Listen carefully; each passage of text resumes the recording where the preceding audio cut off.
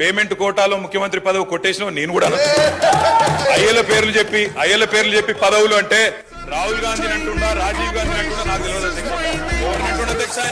ఎవరి గురించి మాట్లాడుతున్నాడు?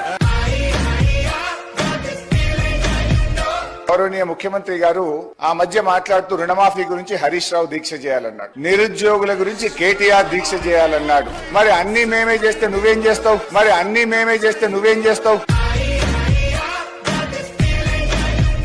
వారు నా గురించి మాట్లాడుతూ నేను ఇక్కడ సభలో మాట్లాడుతున్నప్పుడు ఆయన ఎక్కడున్నాడు అన్నాడు. నిజమే అధ్యక్ష, మీరు ఇక్కడ సభలో మాట్లాడుతున్నప్పుడు నేను మీ తుపాకీ గుండ్లకు బలైన అమరవీరుల కొరకు తిరుగుతున్నా, వాళ్ళ చుట్టూ తిరుగుతున్నా, అక్కడున్నా.